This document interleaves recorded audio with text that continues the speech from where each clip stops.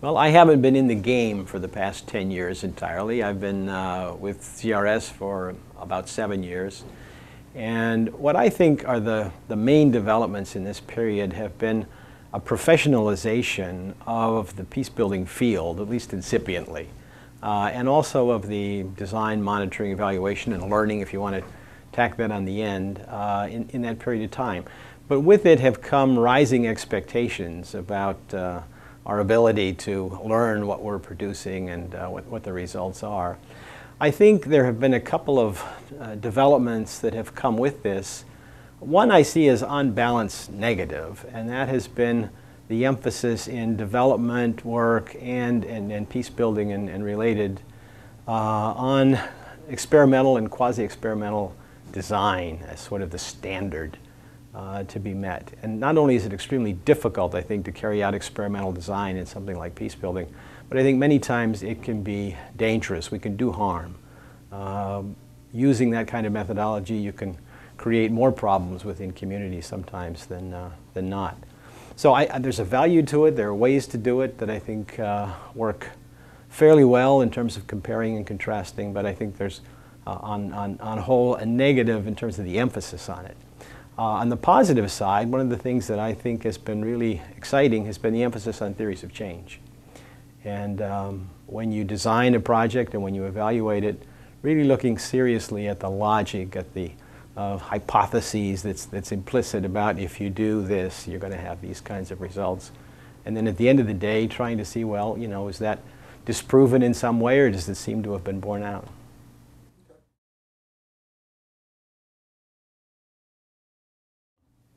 Well, I think one of the huge difficulties for design and monitoring and evaluation of peace building is the timeline. Conflict transformation takes place over long periods of time, or it doesn't in some cases. But we are often forced to look in 2- and 3-year blocks of time at projects, or sometimes, if we're lucky, at programming more broadly. And it's very, very difficult to really know what kind of results you're achieving in that period of time. So the difference between the time of peace building and the time of monitoring and evaluation demands is a real difficulty.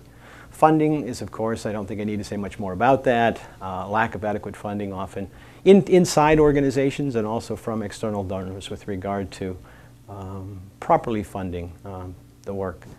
There's also a question of capacity. I think we still have a long way to go in our organizations of really bringing people within our organizations and partners up to speed in terms of the range of methodologies that can be used for evaluation.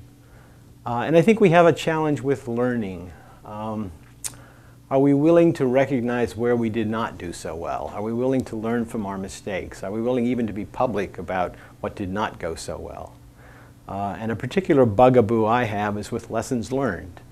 Whether we're doing a case study, which we've done quite a bit of with Catholic Relief, or whether we're doing evaluations, you often get to a lessons learned section and you read vague principles, or you read things that are so specific to the project itself that they're really not useful in another context.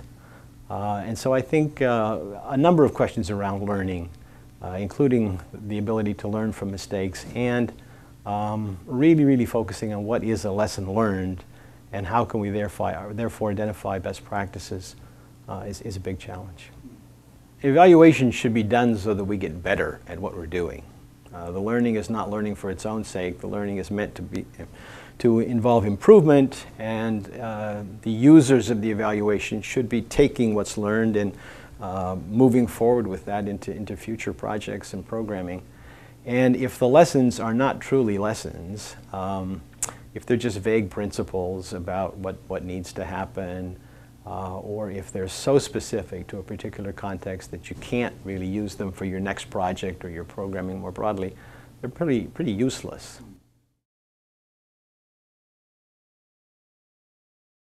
Okay, the vision question involves some kind of a schizophrenia, I think. One can be a sort of a vision of a nightmare, and the other could be a hope-for vision. If I try to be very realistic, I think we're probably going to be pretty close to where we are today. I think a lot of the issues, the challenges, the problems are not going to go away. and that many of the difficulties that we find are difficulties we're going to continue to live with and work on over a period of time. I think there's also a possibility that with scarce resources, with economies perhaps growing at a lower rate than they have been and so on, that the demand to inarguably show your results or not get support could be even worse.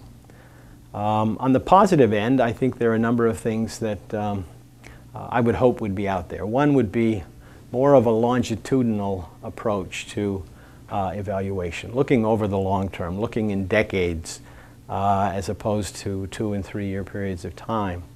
This includes, I think, things such as CDA, the collaborative learning projects have been looking at, such as cumulative impacts over a period of time, or looking in retrospect at a series of initiatives in a given conflict context and trying to say which of these at the end of the day seem to be more effective than others, and learning in that way by looking backwards. I think taking a longer view is going to be very helpful for us in terms of really saying what makes a conflict transformation stick, not just occur. I would also hope that there's going to be more mainstreaming of peace building, or at least of conflict sensitivity based on good conflict analysis in a lot of development and relief work. And I would hope that we'd be working on how to build in the monitoring and the evaluation of those components in integrated peace building and conflict sensitivity.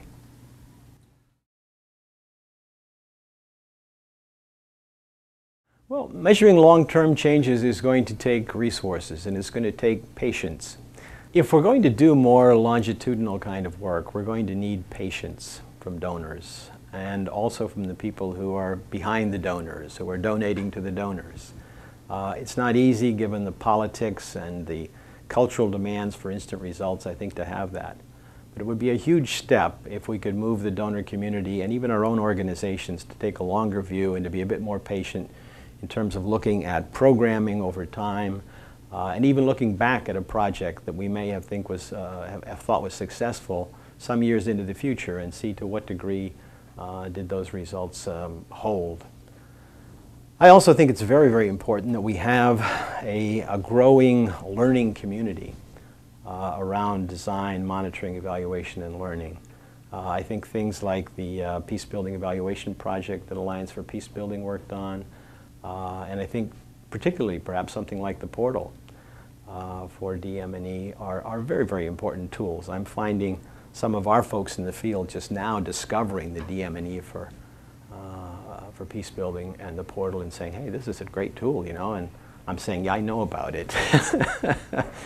But I think building up that community of practice, exchanging information, exchanging each other's evaluations, our experiences, I think all those things are very, very important into the future.